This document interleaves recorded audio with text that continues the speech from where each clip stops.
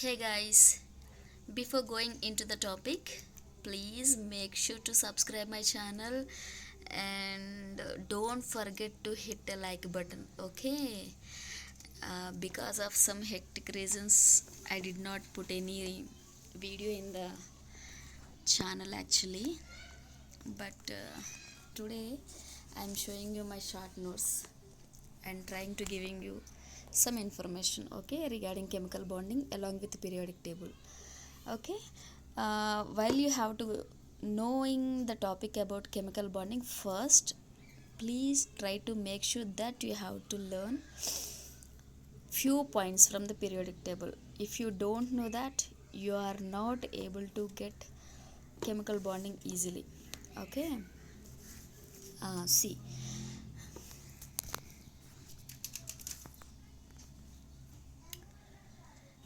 grouping of elements helps us to study properties of elements very easily.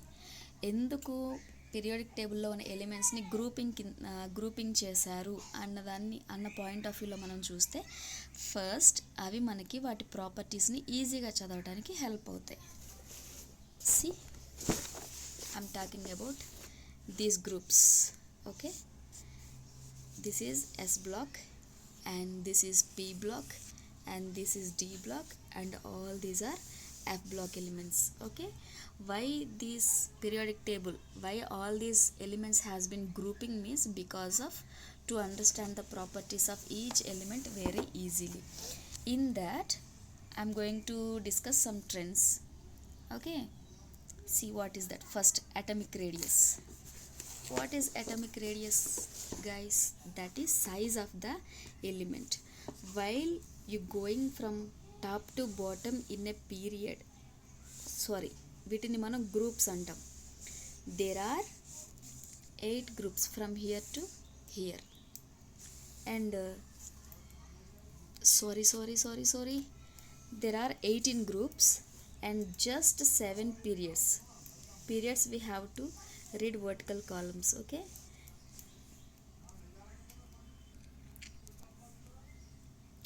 పని చేసి మొత్తానికి నా బుర్ర చెడిపోయినట్టుంది. నో ప్రాబ్లం, క్లియర్గా చెప్తాను. వీటిని మనం వర్టికల్ కాలమ్స్ అంటాం. ఓకేనా, అంటే గ్రూప్స్ అని అర్థం. వీటిని హారిజంటల్ రోస్ అంటారు, అంటే పీరియడ్స్ అని అర్థం. ఓకేనా, there are 7 periods and as well as 18 groups. See, 1 2 3 4 5 6 7 8 ఇలా కౌంట్ చేసుకోవాలి. And if I call this is a 3 4 5 6 7 8, if I am giving numbering like this third number is nothing but the valency electrons of this group elements. Okay, and how many valency electrons in the carbon group? There are 4 valency electrons. Group number nothing but its valency number. Likewise 1 and 2, there is a 1 electron species. All these elements are 1 electron in its valency shell, and this is 2 electrons in its valency shell. Okay, this is the small information. And while you going from top to bottom in a group గురించి చదివినప్పుడు మనం top to bottom in a group అని అనాలి. Top to bottom in a group the atomic size will be increase. Okay, left to right in a period, the size of the element will be decrease. Okay, this is the first thing. And see next, ionization energy. What is ionization energy? Ionization energy means if you take an atom, if it is a nucleus, and these are the shells which are arranged along surrounding the nucleus. Okay, if it is a K, L, M and another shell will be there, that is N. Okay, 4 shells are there. In that, in a K shell you will see S orbital. In L shell you will see S and P orbitals. In M shell you will see sp,d orbitals. In N shell you will see sp,d,f. In S shell you will have 2 electrons. In L shell from s orbital 2 electrons, from p orbital 6 electrons, total 8. From s orbital 2, from p 6, from d 10, total 18 electrons in M shell. And N shell will be coordinate few more. You can add 14 electrons to the 18, total 32. Okay. Sorry, I am watching from the camera, that's why. But please focus, don't get confused. Okay. This is, if it is the last shell, there is a electrons 32 electrons present in it. Okay. If the last electron is entered in the last shell, the energy required to remove this electron is called ionization energy. Okay. The amount of energy required to remove one electron from the valence shell of an atom is called ionization energy. Valence shell అంటే ఇప్పుడు nitrogen ఉంది, నైట్రోజన్లో ఎన్ని electrons ఉంటాయి మనకి 7. 1s2 2s2 2p3 4 5 6 7, right? 2p3, that means 4th electron if it is a nucleus of nitrogen. 1s2, that means one shell is there. 2s2, another shell is there. This is 1, this is 2. 2p3 means within this shell there is a p orbital. In that 3 electrons are present. So if you want to remove this electron, the energy which is required to remove that electron, that is called ionization energy. I am telling least basics because of many housewives, I think, are preparing for JL exam, right? They don't know even basics, that's why I'm telling all these things. Okay, don't get irritated. If you know all these things, simply you can forward it, no problem. You can put forward video, and please try to know another points. And electron gain enthalpy, let's talk about electron gain enthalpy. That is the amount of energy released while you adding this electron to the valence shell of an atom, that is called electron gain enthalpy. Let's see this trends, how it works in a periodic table. See, ionization energy. If you think about ionization energy, that is left to right in a period, ionization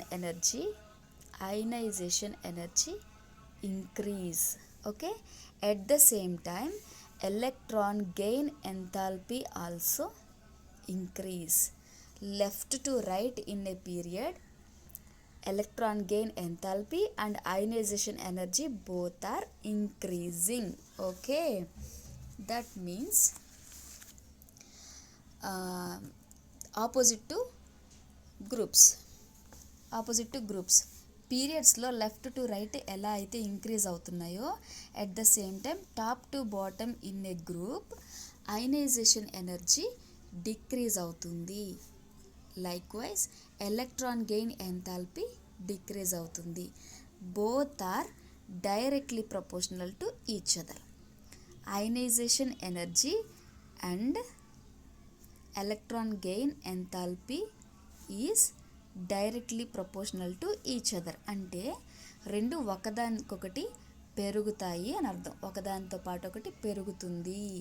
when size decreasing, మనం ఏమనుకున్నాం, left to right in a period atomic size decrease అవుతుంది అని first trend చెప్పాను కదా, దానికి ఇది ఆపోజిట్గా ఉంది. ఏమవుతుంది, left to right in a period ionisation energy and electron gain enthalpy ఏమవుతాయి, ఇంక్రీజ్ అవుతాయి. ఇంక్రీజ్ అవుతుంది. So small size more ionisation energy, small size more electron gain enthalpy అనమాట. సైజ్ తక్కువ ఉన్నప్పుడు దానికి ఎలక్ట్రాన్ని యాడ్ చేయడం అనేది అంత ఈజీ కాదు.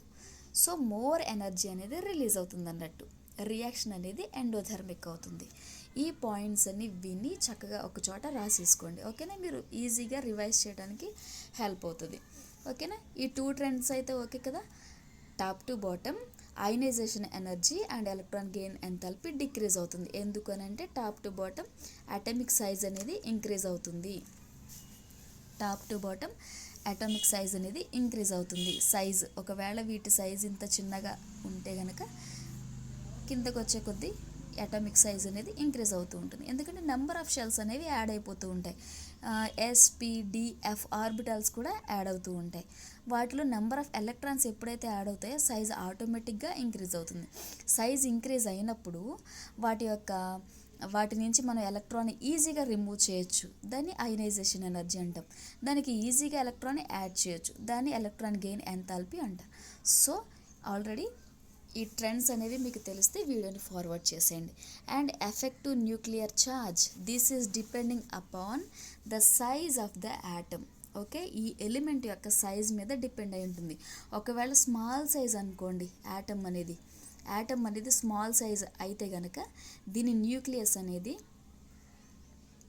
ఈ న్యూక్లియస్ పాజిటివ్లీ ఛార్జ్, న్యూక్లియస్ని మనం పాజిటివ్ ఛార్జ్ కింద చూపిస్తాము అండ్ ఎలక్ట్రాన్స్ని నెగిటివ్ ఛార్జ్తో చూపిస్తాం.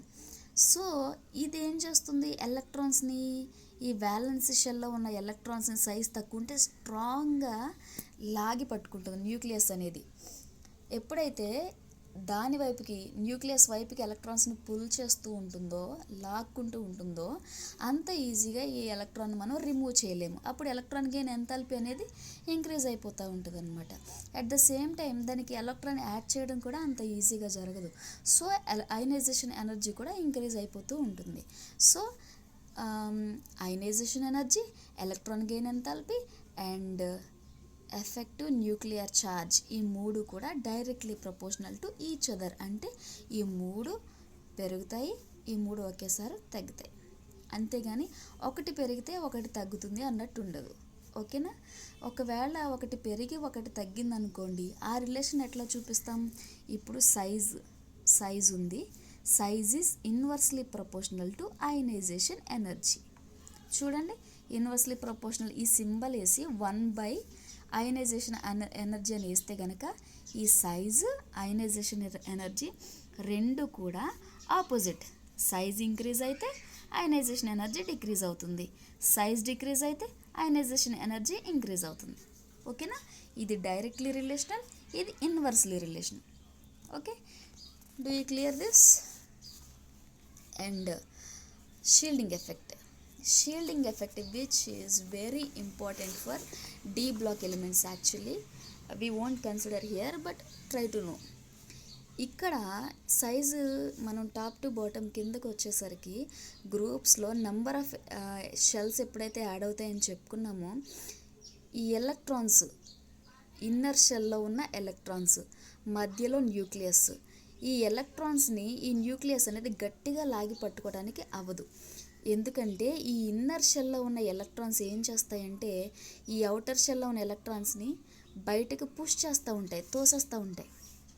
సో వీటిని మనం ఈజీగా రిమూవ్ చేసేయచ్చు, less ionisation energy.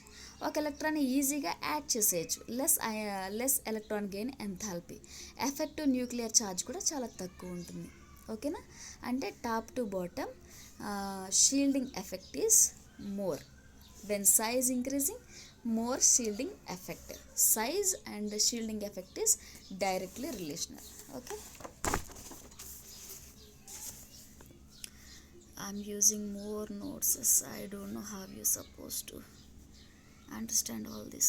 Size and what is this? Shielding effect. Both are directly proportional to each other. లేదా size directly proportional to shielding effect. దీన్ని ఏమంటారంటే జెఫ్ ఎఫెక్ట్ అని కూడా అంటారు. ఇది గుర్తుపెట్టుకోండి, ఓకేనా. కొన్నిసార్లు వాట్ ఈస్ ద జెఫ్ అని చెప్పేసి అడుగుతాడు క్వశ్చన్స్లో. మోర్ ఇంపార్టెంట్ అనమాట ఈ పీరియాడిక్ టేబుల్, ఈ ట్రెండ్స్ అనేవి జేఎల్ ఎగ్జామ్కి చాలా చాలా ఇంపార్టెంట్. ఇవి మీకు తెలిస్తే కెమికల్ బాండింగ్ అనేది ఎట్లా ఫామ్ అవుతుంది, how the bond is adjusting between two atoms అనేది అర్థమవుతుంది. వాటి షేప్ ఎట్లా ఉంటుంది, జామెట్రీ ఎట్లా వస్తుంది, అందులో ఎన్ని లోన్ పేర్స్ ఉన్నాయి, ఎలక్ట్రాన్స్ ఎట్లా వాటిలో అరేంజ్ అవుతున్నాయి, ఇవన్నీ కూడా కమింగ్ వీడియోలో చెప్తాను, ఓకేనా. సో ఈ ట్రెండ్స్ అనే వాటిని ఒక చోట రాసుకొని నీట్గా మీరు పెట్టుకోండి, సో మీకు ఈజీగా ఉంటుంది. అండ్ కోవలెన్సీ మీన్స్ మీకు కెమికల్ బాండింగ్ సబ్జెక్ట్లోకి వెళ్ళిన తర్వాత చెప్తాను. And metallic character is directly proportional to basicity. That means ఇవి టోటల్గా మెటల్స్ అన్నమాట, ఓకేనా. S block elements are totally metals. So electropositivity అనేది మెటల్స్కి ఎక్కువ ఉంటుంది. Top to bottom metallic character increase అవుతుంది. Note this point your honour. Metallic character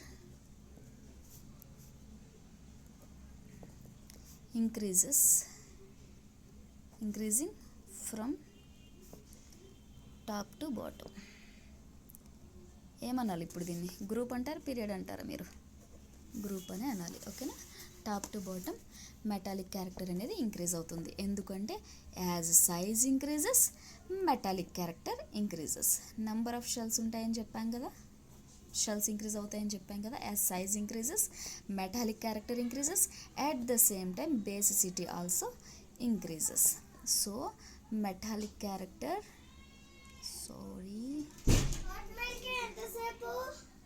wait mummy,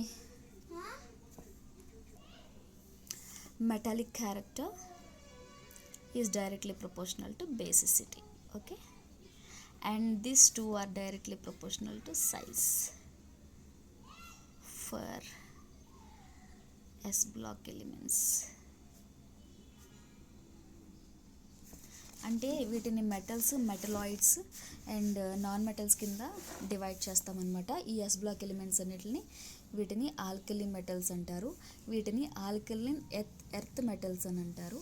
so వీటిలో more electronegative metals, non metals, metalloids అని అంటారు. ఇవి చూడండి, ఇవన్నీ నాన్ మెటల్స్ అనమాట. హాలోజన్స్, వీటిని హాలోజన్ గ్రూప్ అంటారు. సెవెంత్ గ్రూప్ ఎలిమెంట్స్ని హాలోజన్ గ్రూప్ అంటారు. Fluorine, chlorine, bromine, iodine and astatine, ఓకేనా. వీటిని చాల్కోజన్స్ అంటారు. Oxygen, sulphur, selenium, tellurium and polonium, ఓకేనా. అండ్ చూడండి, ఇవి ఆరెంజ్ కలర్లో ఉన్నాయి, ఇవి మెటలాయిడ్స్ అనమాట. ఇవన్నీ నాన్ మెటల్స్. అండ్ ఇక్కడికి వచ్చేసరికి కొంచెం మెటాలిక్ క్యారెక్టర్ ఉన్న ఎలిమెంట్స్ ఉంటాయి. ఇవన్నీ కూడా నోబెల్ గ్యాసెస్ లేదా ఇనర్ట్ గ్యాసెస్ అని అంటారు. ఇది జస్ట్ బేసిక్ ఇన్ఫర్మేషన్ అనమాట, ఓకేనా. సో ఏం చెప్తున్నాను, ఇటువైపు left to right in a period size decrease అవుతుంది. అంటే ఆటోమేటిక్గా మెటాలిక్ క్యారెక్టర్ కూడా డిక్రీజ్ అవుతుంది. అండ్ బేసిసిటీ ఆల్సో డిక్రీజింగ్, ఓకేనా. And see about next trend. What is that? Notation for IUPAC nomenclature. ఇది చాలా ఈజీ, ఓకే, ఇప్పుడే చెప్పేస్తాను. And trends and types of bonds, okay.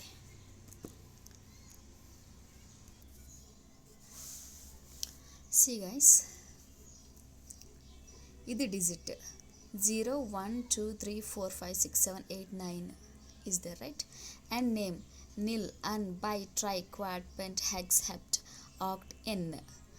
Abbreviation for nil n అని note చేసుకోవాలి. For un you have to give u. For bi only b. For tri only t. See the friend starting letters. My devil just torturing me. Okay, స్పీడ్గా చెప్పేస్తాను, ఓకేనా. చూడండి, just మీరు front letter చూస్తే సరిపోతుంది. దేని గుర్తుపెట్టుకోవాలి? నిల్కి ఎన్, యూకి అన్కి యూ, ఓకే. ఒకవేళ మీకు 118 ఎలిమెంట్స్ ఉన్నాయి తెలుసు కదా. ఈ 118 ఎలిమెంట్స్లో 101 తర్వాత 112 వరకు కూడా నేమ్స్ ఇచ్చారు, బట్ ఇక్కడ నుంచి మనం నేమ్స్ ఇవ్వలేదు. సో ఈ నేమింగ్ ఎట్లా ఇవ్వాలి? ఒకవేళ 112th ఎలిమెంటే మీకు ఇచ్చారనుకోండి, దానికి నేమ్ ఎట్లా ఇవ్వాలి అని అంటే, see for 1 what is the notation given here? U. At the same time another one you have to give another U, and for 2 we have to choose B, that is B. The name of UUB is 112th element. If I am going to give you 116 U for 6 we have to give hex. See, hex. And 119 9కి ఏమని ఇచ్చాం మనం? ఈ అని ఇచ్చాం. ఈ UUE. See UUE. Then the IUPAC name of 119th element is UUE. Okay. If you want, if anyone asks you if there is an element exist in a periodic table, that is 120th element, what is it name అని అడిగారు అనుకోండి question. For 1 we have to use U, and for 2 B అంటే by అని వస్తుంది కదా. For 0 null are నిల్లే కదా ఇచ్చాడు వాడు ఇందాక టేబుల్లో. UBN అనే దాన్ని ఆప్షన్ కింద చూస్ చేసుకోవాలి. ఇట్లాంటివి 4 వర్డ్స్ 4 ఆప్షన్స్ ఇచ్చేస్తాడనమాట. అందులో మీరు చూస్ చేసుకోవడం కష్టమవుతుంది. సో ఇమీడియట్గా ఈ టేబుల్ మీరు నోట్ చేసుకోండి, ఓకేనా? మీ బుక్లో నోట్ చేసుకొని వీటిని ప్రాక్టీస్ చేయండి. ఓన్లీ నిల్కి, అన్కి, ఎన్కి మీరు గుర్తుపెట్టుకోవాల్సి ఉంటుంది. రిమైనింగ్ అన్నీ మనకి జస్ట్ ఆర్గానిక్ కెమిస్ట్రీలోని నామన్క్లేచర్కి సంబంధించిన వర్డ్సే వస్తాయి. ఫర్ క్వాడ్ ఇదొకటి మీరు గుర్తుపెట్టుకోవాలి. నార్మల్గా ఆర్గానిక్ కెమిస్ట్రీలో ఫర్ 4 మనం ఏం యూజ్ చేస్తాం? మీత్, ఈత్, ట్రై, బ్యూట్ అంటాం, ఓకేనా? 4 ఉంటే బ్యూట్.